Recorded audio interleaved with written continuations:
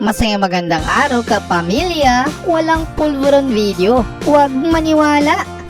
Kapamilya, nitong mga nagdaang araw ay kaliwat kanan ng pag-atake ng mga diehard Duterte supporters sa kredibilidad ni Pangulong Bongbong Marcos at kung siya'y nararapat pa bang mamuno sa ating bansa.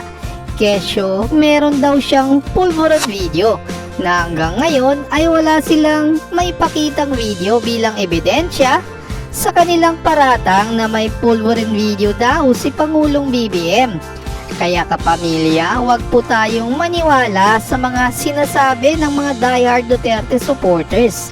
Kapamilya, pakinggan natin ang sinabi ng isang diehard Duterte supporter na umamin na wala siyang nakitang pulburon video. By the way, wala po sa akin ang pulburon video, okay? Hindi ko nakita. By the way, wala po sa akin ang pulburon video, okay? Hindi ko nakita.